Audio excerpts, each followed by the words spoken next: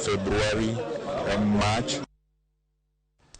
Luoro nitiere ni medruok mar koth makelo ula nyalo biro medo landruok mar tuo mar nyaldiema e pacho ka kendo kwayo oganda mondo bed akicha ka girito ler mar alworagi. Kane loso gi Ramogi TV, jatend migawo mar thieth Nakumicha owacho ni thoye mosetimore skunde mag Mukumu kod Butere okokel kod tuo mar nyaldiema. Nakumicha wacho ni migawo mare tiyo machiegni gi skunde e pacho ka temo kelo ler e alwora margi.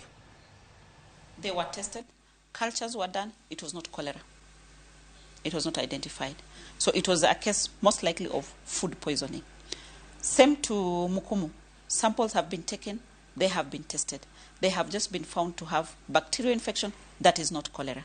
Same to Butere. The water got contaminated from maybe a sewer line or even just from general dirt from rain. You know, when there's rain and there's free-flowing water, we suspected that could have happened. And instructed, and I left my team on the ground, some of my experts, that the reservoir tank is emptied, the one at the school, cleaned, then chlorinated, before now fresh water can be put in for use.